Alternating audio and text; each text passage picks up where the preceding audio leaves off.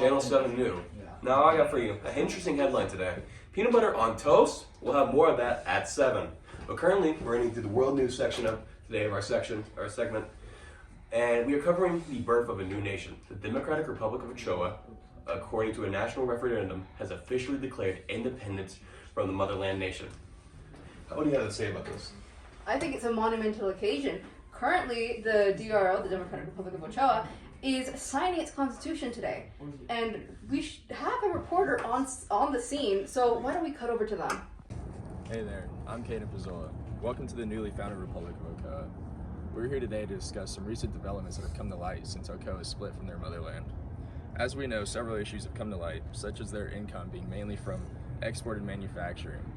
Another issue that has arisen is there's a large ethno-linguistic majority where many of the minorities worry that their wants and needs will be drowned out by the large majority.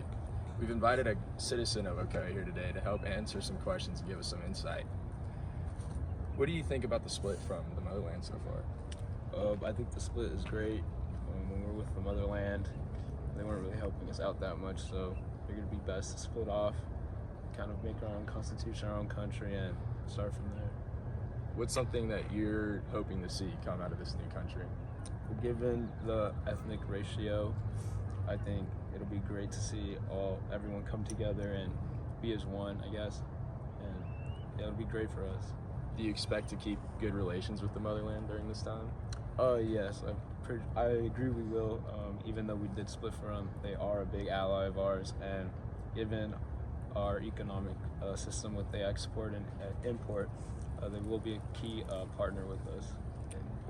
Alrighty, well, you guys heard it here. It sounds like there's a lot to look forward to coming out of this new country, and hopefully all goes well. Back to you guys. Thank you. Here with us to discuss more about the process of Ochoa's new constitution and hopefully give us a little more insight into what this means for the people of the country is political scientist Dr. Green. Welcome, Doctor. Thank you for letting me have on the show to be able to talk about the Republic of Ochoa. I've been doing great work here currently in the Republic of Ochoa, on the way there to go to the capital to talk about this, but thank you for having me on the show. Thank you, Dr. Green. Now, we have some questions for you today that we just want to cover on the background of Ochoa.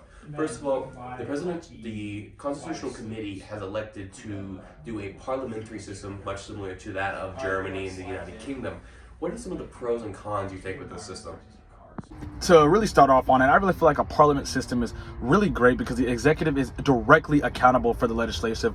If the government loses confidence, if there's some type of issue, there's some type of thing that the people are not really confident about, boom, a new government can be easily instated. It makes it to where, hey, if a prime minister is not doing his job, they could be resigned, and it doesn't stop anything, doesn't mess up anything. We're in a presidential system or any type of other system.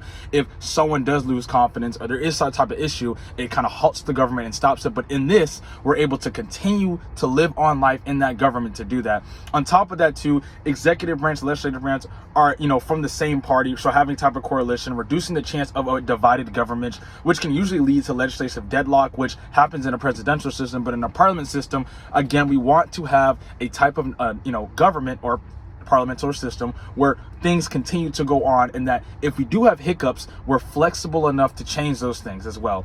And on top of that too, again, like I said, if leadership needs to be changed, leadership needs to be changed. If there's no confidence in the government, confidence can be changed. Thank you. Now, the Democratic Republic of Ochoa actually chose to have a proportional system as their electoral system. What do you have to say about that, Dr. Green? Democratic Republic of Ochoa choosing a proportional system, it is honestly the best system in this sense because there is a lot of minorities that do want to have representation, and the majority also wants to have representation. So to make sure that both sides are able to have representation, proportional is there because it has more diverse public representation, less wasted votes, and it reduces a more responsive government. Because in my opinion, if the parties are being elected by the people, especially these minorities and the majorities, they have to be there for the people, because again, this is somewhere where voter no confidence can easily get them out. So again, being held accountable in this system. Again, on top of that, voters in the proportional system feel that their votes have a higher chance of having more influence, meaning to where, hey, the people of the Democratic Republic of Ochoa know that their vote matters. And I feel like if it was a majoritarian government, their votes would matter less in the fact of that. And on top of that too, parties can easily have minorities into office, and on top of that, women into office. So proportional makes it to where everyone gets to eat at the table. The Republic of Ochoa is also elected to have a unicameral system. This means one house legislation. What are, again, some pros and cons and your thoughts on this idea? Many people think maybe they should involve the houses to have a separation of power. But a lot of people, I'm just curious on what your interest and your expertise is on the idea. So with them having a unicameral legislative, it's faster to make decisions. It's easier to get things done, easier for policies to get made. On top of that too, people know it's direct representation. Having one house makes it easier for that election process to get done. Because if it was bicameral, things would be harder, there would be gridlock, and it can't respond fast to national crisis or things that happen. But when there's things going wrong or when there's things going wrong, bad, it's easy for things to get done with just one body of legislation. On top of that too, bicameral tends to have more effective in smaller countries, which is what the Democratic Republic of Ochoa is. Very smaller nation with 3 million as the population, so easier to get things done. And again, having this unicameral makes it that the legislative process is, seamless. Laws can be enacted more quickly. National problems can be addressed in more timely manners. And on top of that too, the legislative process is more straightforward. Voters know who they need to hold accountable for certain policies. It's easier for voters to understand the whole system with unicameral. And I feel like with having a new government, having a new nation, having everything new, unicameral is very easy to introduce to this population so that they can understand the things that get done. Because I feel like the foundation or the starting of this nation is really going to help, and it's going to help and determine their future. Thank you. Now, also because of the territory's small size, the Democratic Republic of Ochoa has opted to have a unitary government. What benefits does this decision have for the country's people?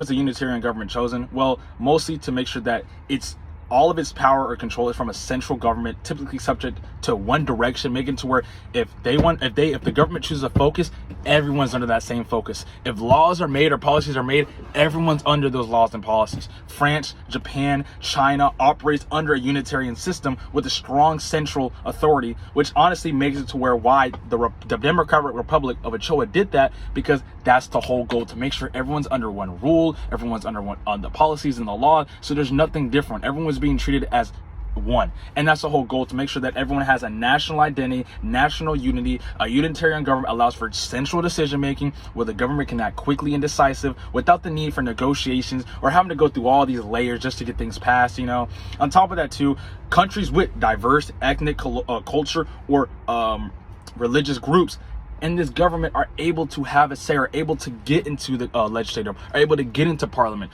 Pretty much what I'm trying to say is a unitarian government makes sure that everyone has a say. That's the whole goal that the Democratic Republic of Ochoa is trying to accomplish with having this type of government.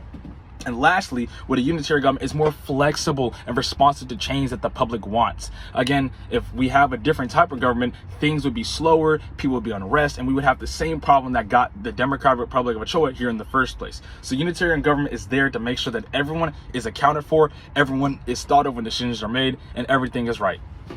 Again, I want to say thank you for having me on this show for sure. And to close it out, I think the Democratic Republic is going to do really great. They have things in place. I understand they have economic trials and tribulations that they're going to have to get through, but I feel like with starting with their constitution and getting things set can really be the groundwork for it. And I feel like, hey, they've accounted for the minority and they've accounted for the majority. They've looked at everything they had to do, and I think this government is going to thrive very long.